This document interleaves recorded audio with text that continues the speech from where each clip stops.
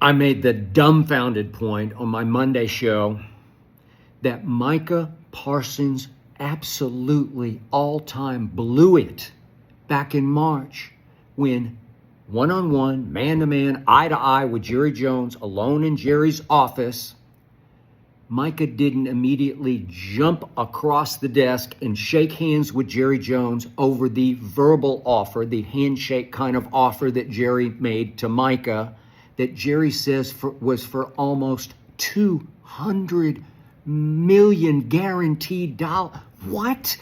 $200 million guaranteed million dollars?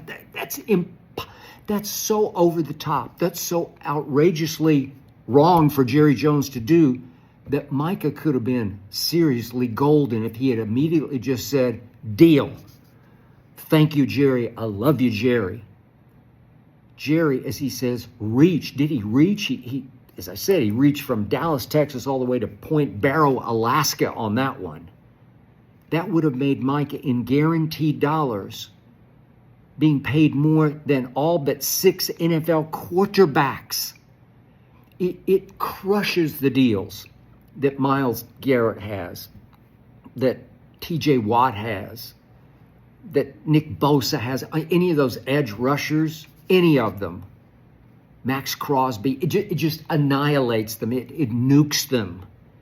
And Jane Slater followed up yesterday with a question to Jerry about his negotiating style, just to sort of get Jerry on the record. Is that how you do business?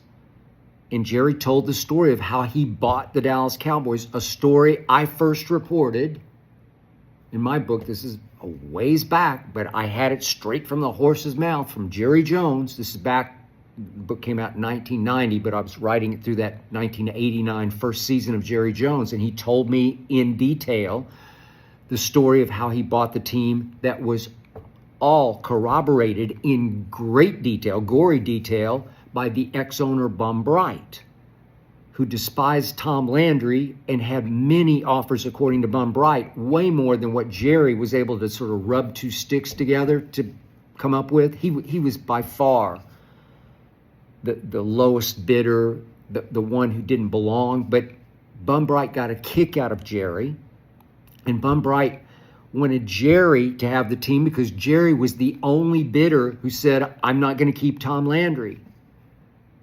I guess Bum didn't have the guts to fire Tom Landry, but he got a great kick out of handing the team to this interloper from Arkansas, this nobody, this hick from the Arkansas sticks, this Jethro Jones, Gerald Wayne Jones, whoever the hell that was, who was going to have to sort of rob Peter to pay Paul to make the deal happen. And Bum didn't care because Jerry Jones was committed to bringing in Jimmy Johnson. So Jerry's point to Jane Slater of NFL Network was, yeah, I bought the team on a handshake, on a man-to-man, eye-to-eye, one-on-one agreement where you just say it and shake on it, and word is bond to Jerry Jones. I believe that with all my heart and soul. I've been around him for many, many, many hours. I wrote 3 books about the Dallas Cowboys, all hugely involving Jerry Jones. And I interviewed him I was around him for literally hundreds of hours for those 3 books. So I think I know how he ticks. And one thing about Jerry, when it comes to money, you do the biggest deals eye to eye. He doesn't want agents or GMs or representatives involved. That's for all the fine points. It's for all the fine print. This was, I'll give you $140 million for the Dallas Cowboys. And as soon as Bum Bright said yes, Jerry reached out and shook his hand, and a deal was a deal. It's almost like Old West. The deal is the deal. You don't Welsh. You don't backtrack. You don't 180 on it. That's the deal. And then there were some other things that had to be, the lawyers had to do. They had to hash it out. And there was one last point on the deal. They actually flipped a coin on it, and Jerry won. And Jerry says if he hadn't won the coin flip, he wasn't sure he could even pull off paying the $140 million that was going to be required to actually own and operate the Dallas Cowboys for Lowe these many years. But think about this. By the way, Jerry stole the Dallas Cowboys because he bought Lowe because they were coming off a 3-13 season. That's the greatest buy in the history of professional sports. It's got to be, because $140 million in 1989 has turned into the most valuable franchise in the world of sports, including all the soccer clubs in Europe. $10.1 billion the Cowboys are now estimated at being worth. So from $140 million, I'm not that great at math, but to $10.1 billion, is that not the greatest investment in sports history? It has to be, because it made Jerry Jones the most famous or infamous owner in sports history, even beyond George Steinbrenner. And here he is in the eye of another training camp storm. He lives for these. He thrives on this. This is what he lives for through training camp, is to have a big, bad contractual battle with one of his superstars. His history shows you that they always get paid. He always caves in the end. But this Micah deal was different because he does clearly love Micah like a grandson. That's the way he loved Zeke. These deals go all the way back to Emmett and Dion, where he just caved. And maybe not so much for Emmett, but for Dion, my God, to get him as a free agent was worth every penny. But we've seen him cave twice with Dak, and I don't think he loves Dak nearly as much as he loves Micah. Dak's always sort of kept an arm's length from Jerry, which is probably pretty smart. I think it benefited because twice Jerry made Dak the highest paid player in pro football. But on the Micah deal, Jerry, at age 81, caved in his office. He was having a great little conversation with old Micah, good old Micah, my grandson Micah. He's a smart kid. He's a good kid. Could be a great player. Hasn't been so far, but could be a great player. And Jerry just reached and plunged and said almost $200 million. And I'm just going to guesstimate, as I did on my show on Monday, what, $190 million?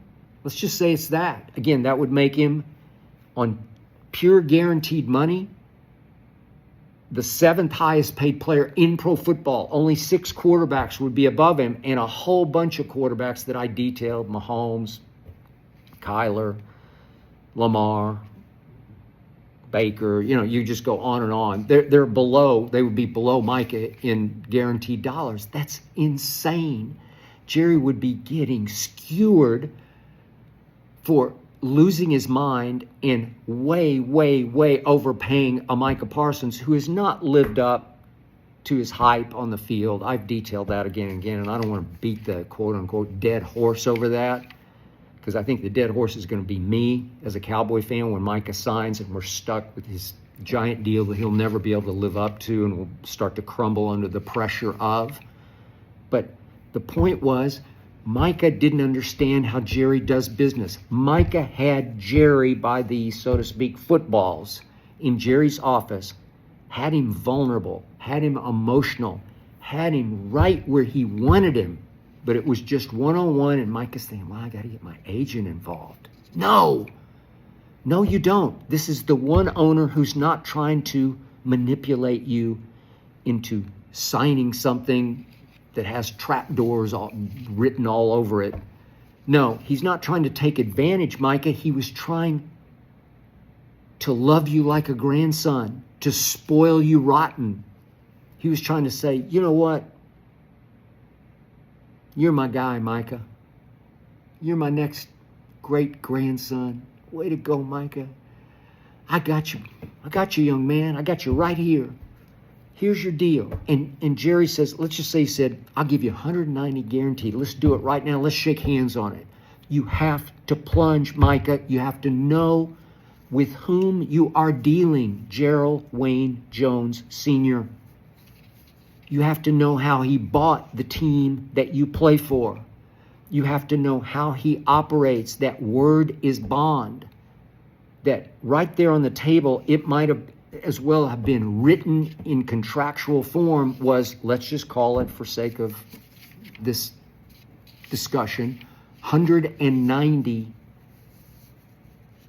guaranteed $1 million. It wouldn't even matter whether it was for 4 or 5 years at that point. It's so much money. It's so much more, Micah, than you deserve, that you got to go. All you have to do is just shake hands, because that's the way Jerry shook hands on $140 million. Think of this. He guaranteed you $50 million more than he paid for the freaking football team. Micah, think about it. Think about that moment of no return. And you also have to understand the pride of Gerald Wayne Jones Sr. You have to understand, God, he's got a temper, and he's got old school values that are a little hard for the new schoolers to understand. But you saw what happened.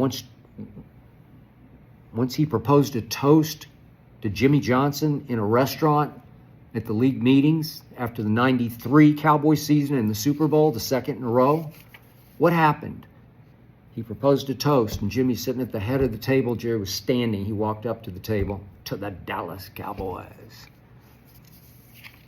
Jimmy wouldn't even touch his glass. Everybody else toasted Jerry. There were probably 6 or 8 assistants around the table. Most of them soon to be head coaches. Nope. Jimmy just glowered at him. Just stared him down, stared daggers at Jerry. Jerry tried it again. To the Dallas Cowboys. Nope. Jimmy wouldn't toast, and Jerry slammed his glass down and spun and exited the restaurant and went right back to the team hotel. Short fuse. I've seen it. I've been victimized by it. I know how angry Jerry Jones can get, how quickly, and how long it takes for him to get over it. It's old school pride and conviction and value. He went right back to the team hotel, the headquarters hotel, saw 2 Dallas Morning News reporters sitting in the bar, went straight over to him and said, I'm going to fire Jimmy Johnson, which was beyond shocking, and also added that he was going to hire Barry Switzer, who'd been out of football for, going on three years at that point, and obviously had never coached in the NFL. Did win a Super Bowl with Barry Switzer. I love Barry Switzer. But that's Jerry. Micah, you have to know with whom you're dealing, and you have to know that if he reaches and plunges to give you $50 million more than he paid for the football team in guaranteed dollars, if you don't take it, you're going to alienate him. You're going to deeply offend him on his level. Maybe not yours, but you say, I'm sorry, I got to get my agent involved. No, Jerry hates agents, and Jerry is the one owner. He actually needs an agent to protect him. He needs a GM or assistant GM, but he's all of the above. So Jerry blew it by offering you 190 guaranteed million, Micah, and you blew it by not understanding the mentality, the value system of the man offering you this across the desk, man to man, eye to eye, just the two of you alone in his office. That's how he does business. At his worst. At his worst. You had him at his worst.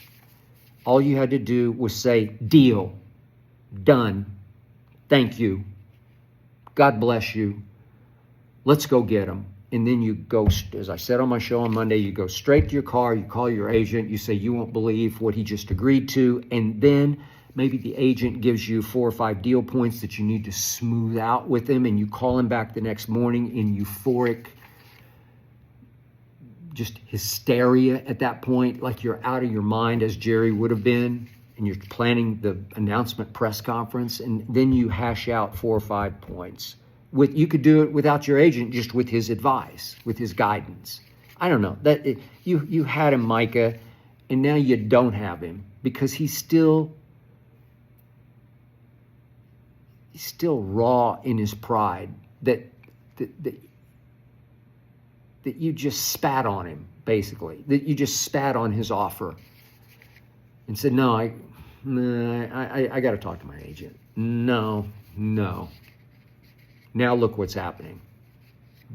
You thrust yourself into that position because you didn't read the room. You didn't know how to deal with Jerry Jones. Thank you, Jane Slater, for asking that question. Thank you, Jerry, for explaining how you bought this team on a eye-to-eye handshake. Micah could have bought the ranch, basically, from Jerry Jones. He could have owned the ranch. And he didn't. And look at Micah now.